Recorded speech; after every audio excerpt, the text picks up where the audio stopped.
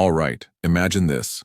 You are at a Taco Bell at 2 in the morning, your chalupa is dripping mystery sauce onto your jeans, and you suddenly realize, wait a second, what if none of this is real? What if the sauce is fake, the Taco Bell is fake, and even your hunger is fake? Congratulations, you have just had your first Vedantic spiritual awakening. Either that, or you are very drunk.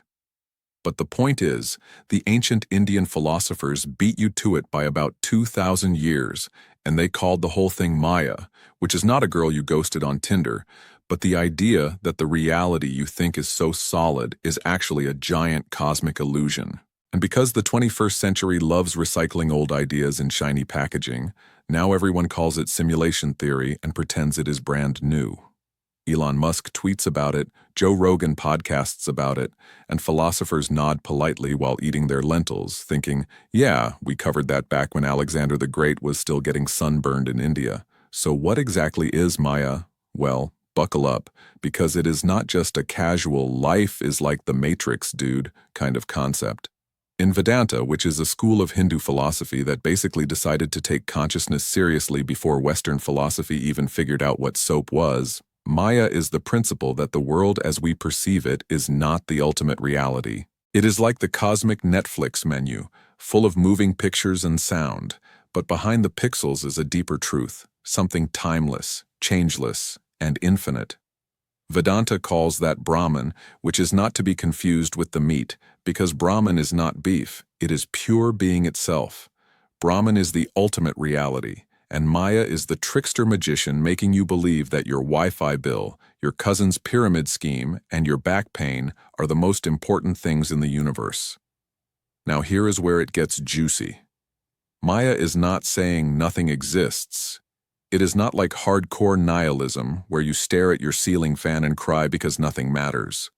Instead, Maya says the world exists, but not in the way you think it does. It is real enough to experience, but not ultimately real. Think of it like playing Grand Theft Auto. When you steal a digital car, that car exists in the game, the cops exist, the chaos exists, but you are not really going to jail, at least not until your neighbor finds out you borrowed his actual car while playing. So Maya is like cosmic gameplay.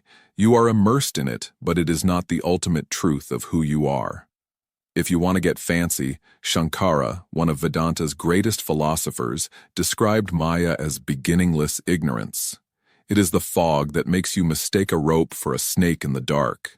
You jump, you scream, you call pest control, but when you turn on the light, you laugh, realizing it was just a rope. That rope is Brahman, unchanging and simple, but your fear of the snake was Maya.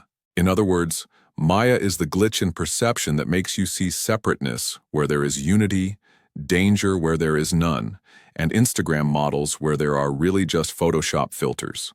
Now, fast forward to the 21st century, and physics is starting to sound suspiciously Vedantic. Quantum physics has shown us that particles are not little solid billiard balls, but fuzzy clouds of probability that do not even exist in a definite state until they are measured.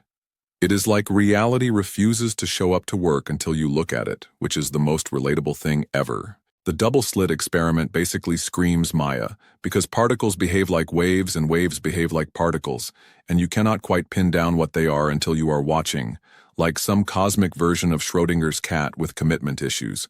And then there is simulation theory, which says we might all be living inside a super advanced computer program, and our entire existence is just lines of code running on some alien teenager's gaming laptop. If that sounds absurd, remember that video games 50 years ago looked like Pong, just 2 blocks hitting a pixel ball, and now we have virtual reality so immersive you can get motion sick in your living room. Who is to say that in another 1,000 years, or 1,000,000, a civilization could not create a simulation indistinguishable from what we call reality?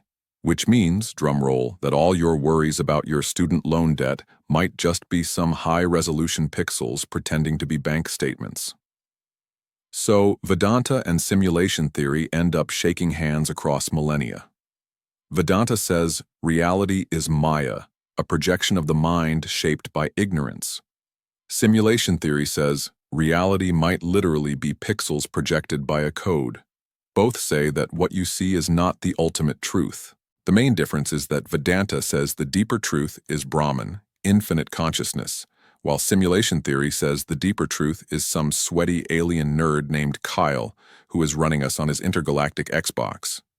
But honestly, both explanations make you feel slightly better about forgetting where you left your car keys.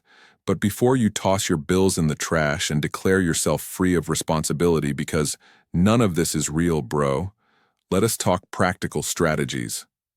Because the real point of Maya is not to make you paranoid, but to wake you up. Vedanta says that if you realize the world is a play of Maya, you stop clinging so hard to temporary things. You stop losing your mind when your Amazon package arrives one day late. You stop defining yourself by your job title, your follower count, or your ability to win arguments on Reddit. Instead, you recognize that beneath all this flickering illusion is something changeless, something you already are. So how do you use this in daily life? First, practice seeing through appearances. When you get angry because someone cut you off in traffic, pause and realize you are not just reacting to the event, you are reacting to your perception of it. The car that cut you off is not an evil villain, it is just pixels, or Brahman, showing up in a form you find inconvenient. Laugh at it. Suddenly your road rage turns into spiritual enlightenment, plus fewer ulcers. Second, train your brain to notice impermanence. That perfect cup of coffee, it will be gone in 10 minutes. That heartbreak you are convinced will ruin your life? Give it time, and it too will dissolve. Seeing that everything is temporary helps you stop gripping reality with sweaty palms. It turns life into a game you can play with joy rather than desperation. Third, practice meditation or mindfulness. This is basically the cheat code for piercing through Maya. When you sit quietly and observe your thoughts, you realize they rise and fall like waves on an ocean. You are not the waves, you are the ocean itself. This recognition slowly shifts you from being tossed around by every passing illusion to resting in the deeper awareness that Vedanta calls Brahman. Plus, it is cheaper than therapy and has fewer side effects than tequila. And finally, develop a sense of humor about existence. Vedantic sages were not dour killjoys. They laughed at the cosmic joke of Maya. If reality is an illusion, it is the funniest illusion ever created. Why else would platypuses exist? They look like a duck, a beaver, and a malfunctioning 3D printer had a love child. If Maya is going to trick us, at least she has a sense of humor. Laugh with her, not at her, and suddenly, even your problems start to look like punchlines in a divine comedy routine. Here is the real kicker, though. If Maya is the illusion, then the purpose of human life is to wake up from it, or at least to recognize you are dreaming while still inside the dream. It is lucid living, not just lucid dreaming. The sages call this liberation, or moksha, the state where you realize your true nature as Brahman, infinite, unchanging, and free. Which is a fancy way of saying, once you realize life is a cosmic illusion, you finally stop taking yourself so seriously. You dance more, you worry less, and you probably become that weird uncle who keeps saying, "It is all one man" at family barbecues. But at least you are happy. So, to wrap this up, the Vedantic concept of Maya says reality is like a divine magic trick, dazzling, convincing, but not ultimately what it seems. Quantum physics adds that matter itself behaves like a slippery trickster. Simulation theory adds the possibility that you are literally inside a video game. And the takeaway is that the world, while real in experience, is not ultimate in essence. That is not depressing, it is liberating. It means you can play the game of life with more joy, less fear, and a lot more curiosity. When you see through Maya, you stop being the stressed-out gamer smashing buttons and you become the relaxed player enjoying the story, knowing it is just a game. So the next time life feels overwhelming, remember, it might just be Maya or it might just be code. Either way, take a breath, laugh at the absurdity, and keep playing. Because whether it is Brahman or binary, the illusion is still one hell of a ride. And hey, since you have stuck around to the end of this cosmic comedy hour, Let us turn the illusion into a win. Drop your thoughts on Maya and simulation theory in the comments. Do you think we are in a video game, a dream, or just a very badly programmed government spreadsheet? And if you enjoyed this deep dive into the cosmic funhouse, make sure to subscribe to XQ, Quick, Funny Explanations, where we make big brain ideas faster, funnier, and smarter than a caffeinated squirrel on rollerblades. Until next time, remember, reality might be fake, but our laughter together is as real as it gets.